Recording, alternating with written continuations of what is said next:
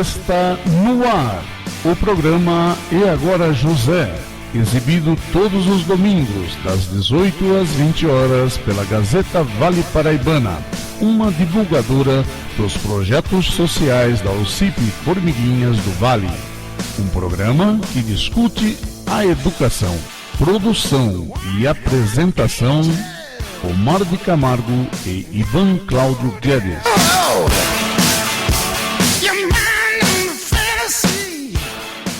Um dos ouvintes mandou esse áudio pedindo as nossas considerações, e aí vamos tecer as nossas considerações, dando como abertura o início do nosso programa, falando sobre Antônio Gramsci. A gente vai escutar um áudio aqui, que é o padre Paulo Ricardo falando sobre uma técnica de emburrecimento dos alunos. Paulo Ricardo, que não é o cantor, o padre Paulo Ricardo, padre. Ele é sacerdote de Cuiabá. Né? E aí ele tem vários vídeos no Facebook, tem várias palestras do Facebook, no YouTube. Não posso falar tem agora, temos vários. Não conheço, mas virtualmente eu sei que é uma pessoa ativa, né? Tem os seus admiradores e os seus críticos, como esse que vos fala neste momento. Então o padre... Mas é importante a gente escutar colocar os dois o áudio pontos, para né? saber o que é a ele opinião pensa, dele, né? Claro. Por que ele citou Antônio Gramsci? Antônio Gramsci. Isso. Gramsci. Então vamos lá, sem mais delongas, vamos ouvir Antônio Gramsci nas palavras aí uma opinião do mais padre Paulo Ricardo. Então como é que nós vamos fazer para transformar o senso comum? Vou ensinar a vocês a serem bons gramscianos. Quem aqui for professor de seminário, aprenda como é que se perverte um seminarista. Você faz o seguinte: eu sou professor de, sei lá, me diz uma matéria aí, por favor.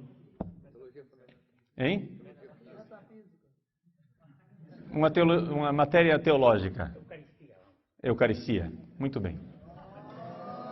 Eu vou ser professor de Eucaristia. Então, teologia sacramental, tratado a respeito da Eucaristia.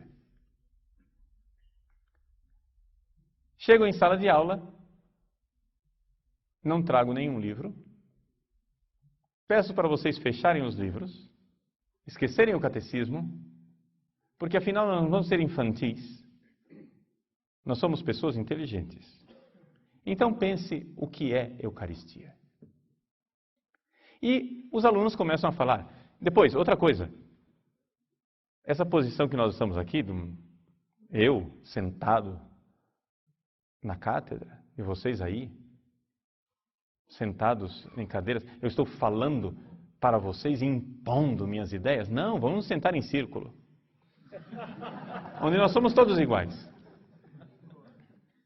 E eu estou aqui somente como facilitador. Eu não vim aqui para ensinar nada a ninguém. E aí nós começamos a falar o que é que você acha da Eucaristia. Quando você diz alguma coisa a respeito da Eucaristia que seja revolucionária, a Eucaristia é a partilha do pão. Eu, como professor, enfatizo aquilo. Vejam, isso é importante o que ele está dizendo. Que observação inteligente. Você é perspicaz, você é muito crítico e você elogia e enche o ego daquele seminarista, ele se enche, né? É o balão, a vaidade. Não existe coisa melhor do que usar a vaidade das pessoas. Depois, um outro romaninho, vestidinho de calça social, com a camisa abotoada até aqui, manga comprida, com o tercinho pendurado no bolso, diz: a Eucaristia é o sacrifício de Cristo na cruz.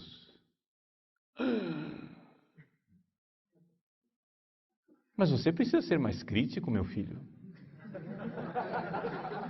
Você não pode... Veja a ingenuidade do que você está dizendo. Isso era o professor que não queria ensinar nada, hein? Ele não queria ensinar nada. É muito ingênuo.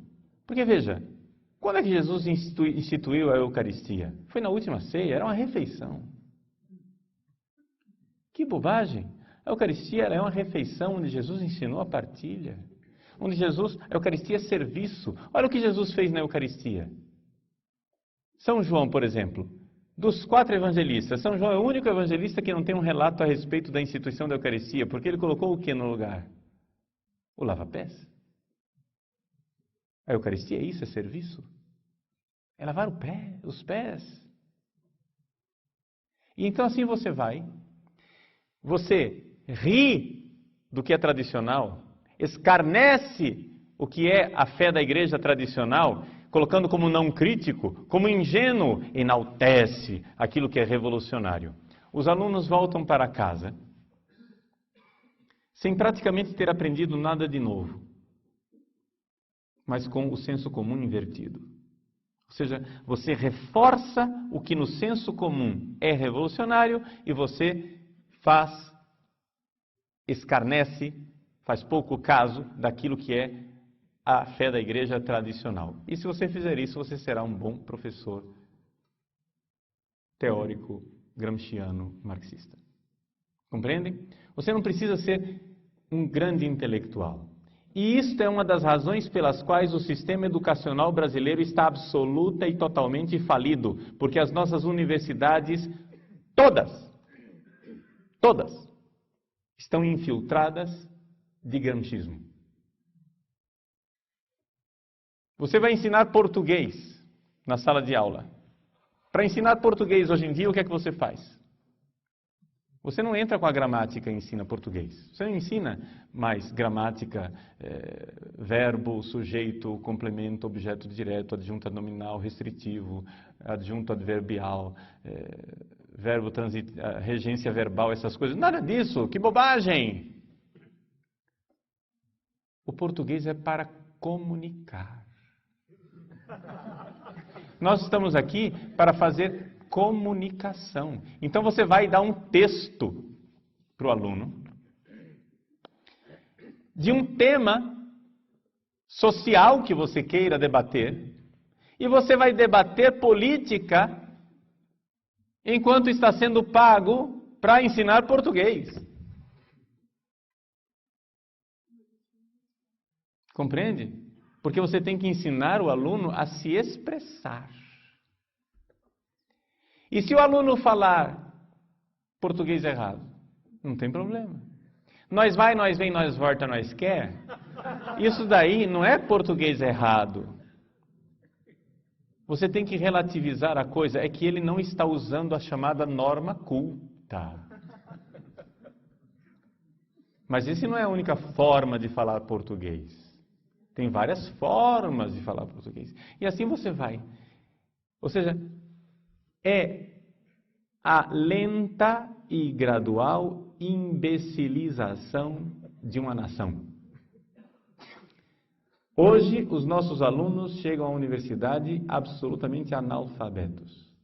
Porque ao invés de aprender português, estavam aprendendo cartilha marxista.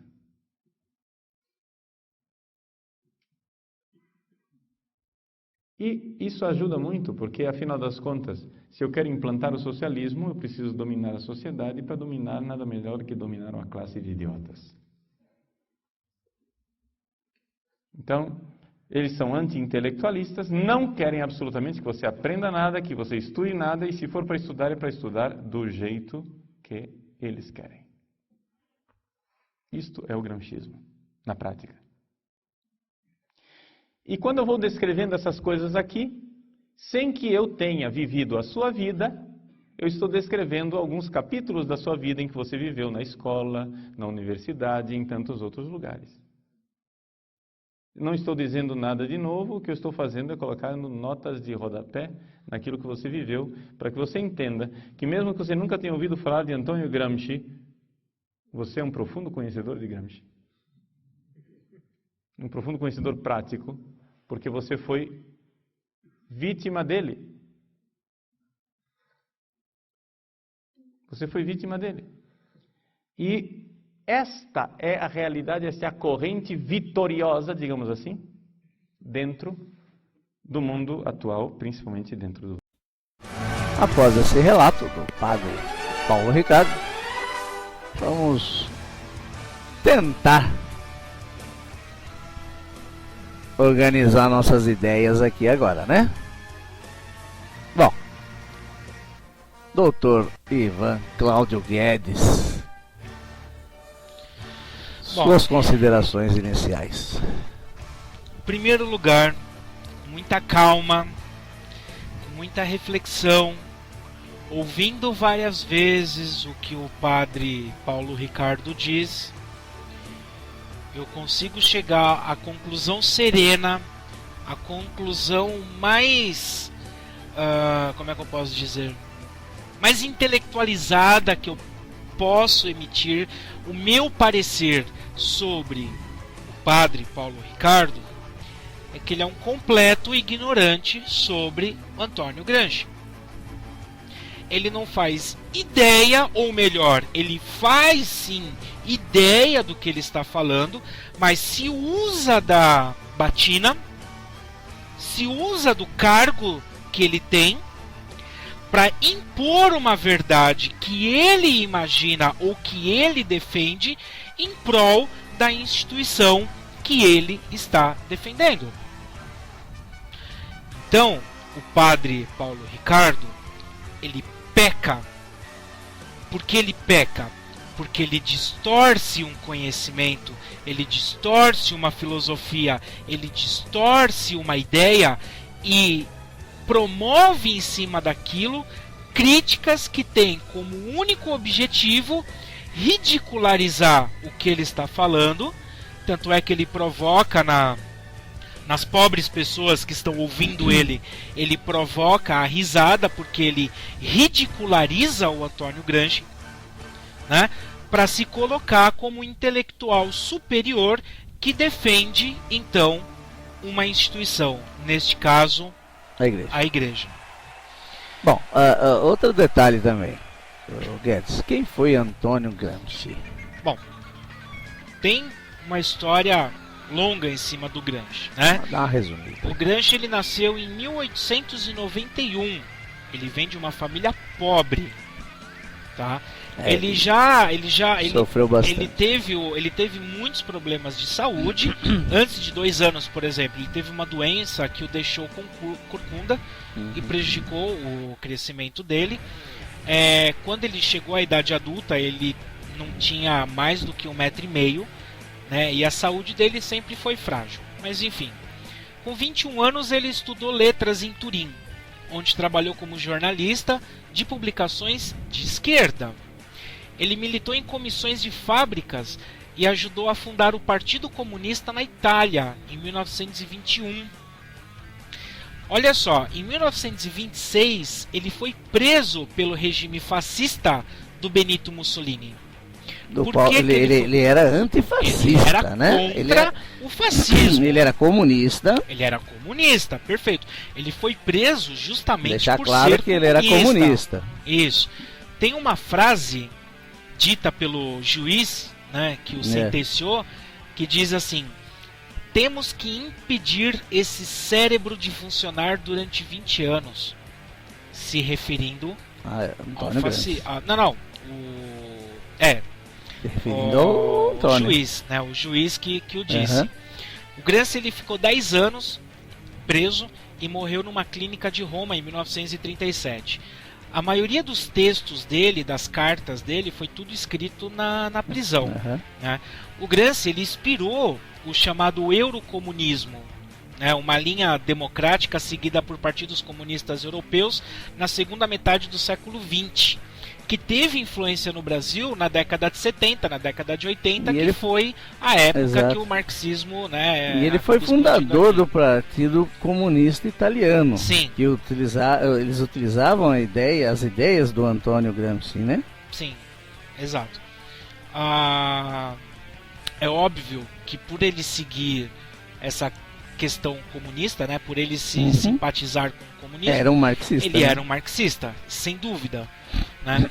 Agora, ao contrário da maioria dos teóricos que se dedicaram à interpretação e à continuidade do trabalho intelectual do Marx, que eles concentraram suas análises nas relações entre política e economia, o Gramsci ele deteve-se particularmente no papel da cultura e dos intelectuais nos processos de transformação histórica, principalmente falando sobre a educação. Aí quando o padre ele diz... Eles fala do Antônio, do Gramsci, né? O padre tem uma frase que ele diz assim: não precisa ser um grande intelectual. Isso é mentira. Tem que ser intelectual. Muito pelo contrário. O Gramsci ele defendia sim a intelectualização do sujeito para que ele não fosse somente um funcionário, né? Para que ele não fosse somente um operário, né? Que era a palavra, né, que eles mais utilizavam. Que o operário ele teria que ser intelectualizado. O Gramsci ainda falava assim: o operário ele precisa se intelectualizar para que ele seja o seu próprio patrão. Exato. Quando ele diz para que seja o seu próprio patrão, ele não está falando do ponto de vista econômico, ele está falando do ponto de vista pessoal, que é a libertação intelectual do sujeito. É o que eu ia falar agora, a intelectualização libertadora. Exatamente. Do cidadão, do indivíduo. Exatamente. Né? Vamos ver aqui. Bom, também o Gramsci, ele, por ser marxista, ele defendia toda aquela teoria do marxismo, né? Que era os aparatos do Estado na dominação, né? Tem a classe dominante e a dominada, né? Então, todos aqueles aparatos, inclusive a religião, no marxismo é tido como um aparato de dominação. Exatamente. E é aí que o padre se sente ofendido. Exatamente. Por quê? Agora, olha só, né? Isso deve ser uma coisa pessoal do padre com o Gramsci. Tá? Isso deve ser uma coisa pessoal. Porque se a gente pegar, por exemplo, o Paulo Freire. O Paulo Freire, ele era marxista também. Né? Um marxista e um marxizante, né, ferrenho. Mas o Paulo Freire, ele era religioso. Paulo Freire era um profundo conhecedor de Marx, e eu já vi Paulo Freire falando isso, óbvio que não pessoalmente, né, mas em vídeos que ele deixou. Eu já vi Paulo Freire falando: quanto mais eu buscava Marx, mais eu encontrava Jesus. Então ele chama Jesus de camarada. Um dos trocadilhos do Paulo Freire é tratar Cristo como um camarada. Por quê? Porque ele entende a figura de Cristo não do ponto mitológico, mas do ponto revolucionário, de alguém que lutou contra um sistema e que utilizava a educação não formal, não estamos falando de escola, né? Escola não. Mas como é que Jesus pregava a palavra? Através das parábolas. Exato. Né? Esse era o método de ensino de Cristo, e que através das parábolas, através da palavra que Jesus pregava, ele trazia para ele aqueles para se juntar num grupo contra o sistema opressor da época. Olha, com isso está muito claro. E você quando a gente compara Jesus com Marx, e aí vem esse padre falar besteira, falar mentira, pregar em verdade. Se você parar para pensar um pouquinho nas falas de Jesus, em que ele diz que tudo será conhecido, né? E que buscai e achareis. Buscai e achareis. Isso é processo intelectual. É um processo intelectual. Isso não é marxismo? Exatamente. Marx, a verdade vos libertará?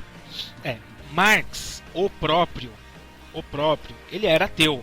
Sim. Mas até aí o azar é dele. Problema dele, né? Isso não significa que, como por exemplo, Paulo Freire fez uma leitura mais aguçada, mais apurada e colocou Cristo de frente com Marx, né? O próprio Marx pode ter escrito isso com outras intenções, agora cada um faz a leitura que achar conveniente. Bom, não sabemos também qual a relação dele com a igreja. Aí que tá. Até porque o Marx viveu numa época anterior ao do Gramsci, óbvio. O Marx viveu numa época em que havia essa questão de você ser contra a igreja por causa do período do iluminismo. Ou você era a favor ou era herege. Exato. Não é? Né? Por conta dessa quebra. Essa quebra entre a política e a religião que vem desde o século I. E Por que ele era ateu? Por que Marx era ateu? O problema do Marx em ser ateu era justamente porque ele entendia como igreja, como instituição. E a instituição, independente de qual seja, tá, ouvinte? A instituição, ela é um meio de doutrinação. Exato. Independente de qual, se eu estou falando de uma igreja, se eu estou falando de uma escola... Por isso que se fala doutrina católica. Exatamente. Ela é ou um meio doutrina evangélica. Assim como o próprio... Ou doutrina espírita. Sim. Assim como o próprio comunismo também é um meio de doutrinação. Não deixa de ser. Claro. A partir do momento que eu junto ali o meu grupo comunista que vai estudar, que vai... Ora, eu estou chamando doutrinando as pessoas de acordo com a ideia de Marx. De acordo com aquela ideia, né?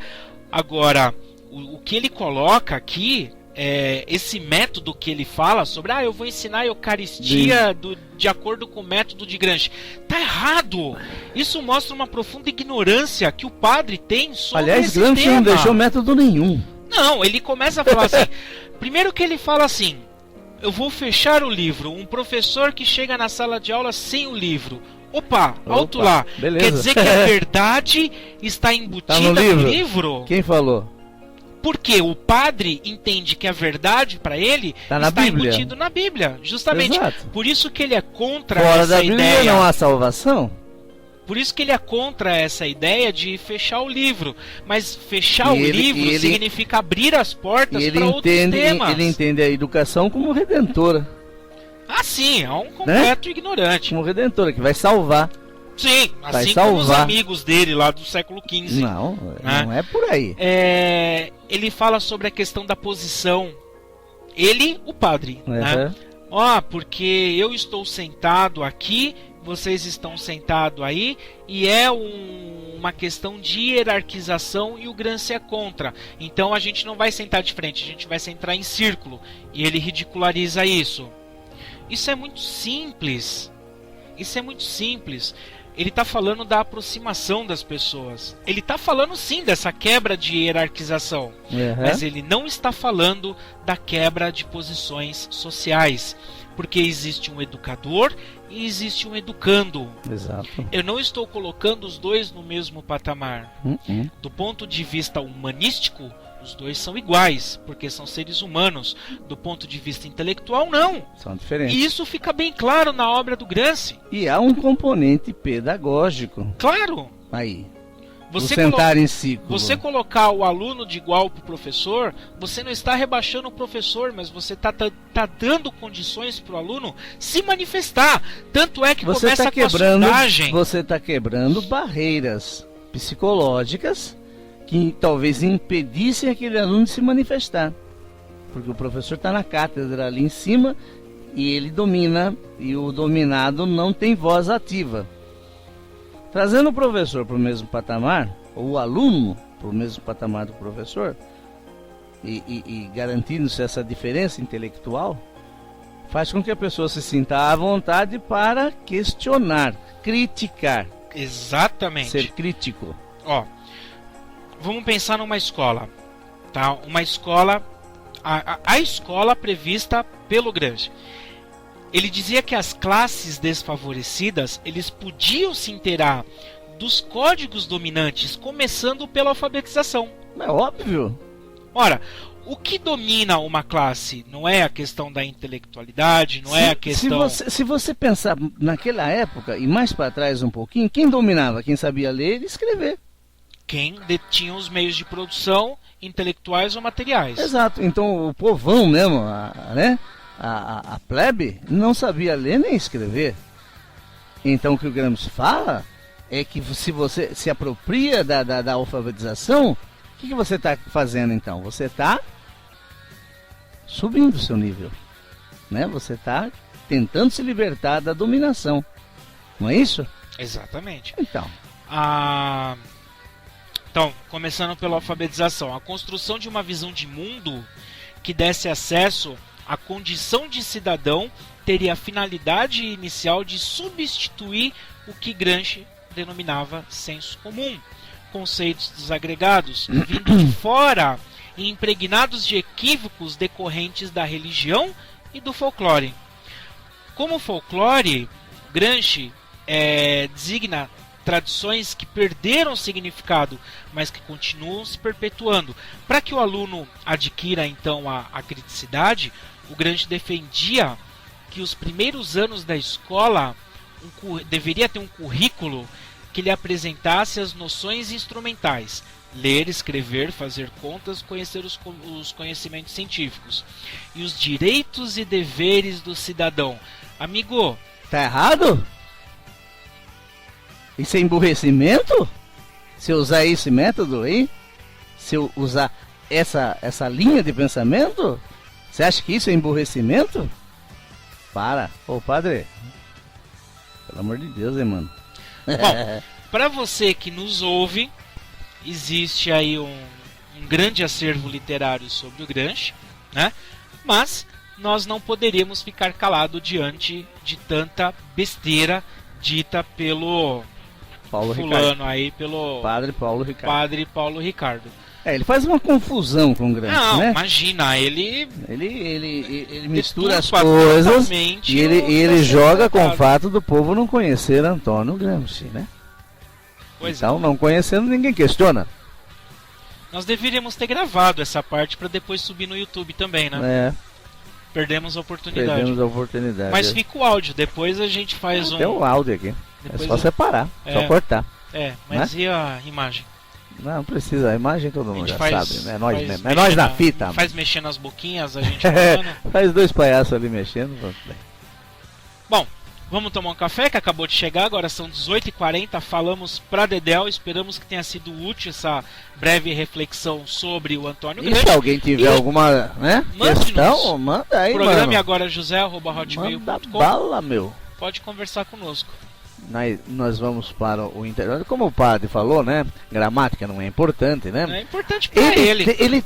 Aliás, voltando, ele tem uma relativa assertiva ali. Agora o senhor vai me desculpar, né? Mas ele não se ensina mais gramática porque não é importante, porque isso. Mas isso não é o Gramsci que fala, não. Isso não, aí é pedagogo vagabundo. É de agora. É de agora. Não é pedagogo vagabundo da década de 90. Não tem nada a ver com o Gramsci. Isso, o Gramsci não tem nada a ver com isso. É xalita, que nem pedagogo é. Não é? Agora, xalita não, ele é formado em filosofia, aquela. Já escreveu um monte de livro. Hein? Uma frase, ele escreveu não. Quem escreveu são os amiguinhos dele lá e depois ele vai e coloca o nome. Isso.